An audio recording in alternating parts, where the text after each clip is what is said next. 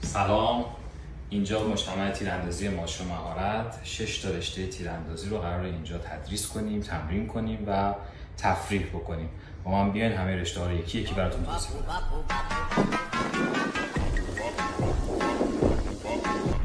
در این مجتمع ما از 3 رشته اهداف پروازی 2 رشته رو فعال کردیم. رشته اسکیت رو نداریم، ولی رشته ترپ و ترپ دوب رو داریم که با سلاح‌های شاتگان یا دلور استفاده میشه و تمرینات و آموزش‌ها انجام میشه. امیدواریم که دوستان رو بتونیم در خدمتشون باشیم و از امکانات اینجا بتونن استفاده کنن.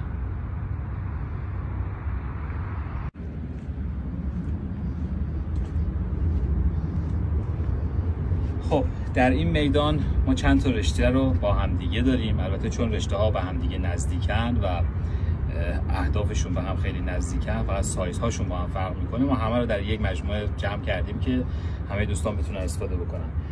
ما 25 و 5 تفنگ 25 و 50 متر خفیف رو داریم در همین میدان که از سیبل های فلزی میتونن استفاده بکنن و سیبل کاغذی که حالا دوستانی که میخوان هدف زنی بکنن و سیبل فلزی برای دوستانی که میخوان تفریحی انجام بدن. رشته بنچ رست رو داریم که حالا به صورت آکادمیک روی کاغذ شلیک میکنن و روی 25 تارگت رو. در این میدان از سلاح‌های فیلد تارگت یا سلاح‌های PCP داریم استفاده میکنیم برای شلیک به اهداف.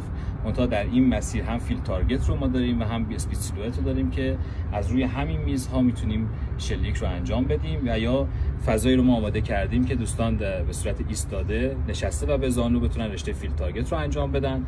برای تپانچه 25 متر خفیف هم تارگت کاغذی برای دوستان تمهیداتشو چیدیم، هم تارگت فلزی که حالا اون دوستانی که میخوان تفریحی استفاده بکنن تارگت فلزی و دوستانی که میخوان به صورت آکادمیک و حرفه‌ای تیراندازی بکنن میتونن از سیبل کاغذی استفاده بکنن.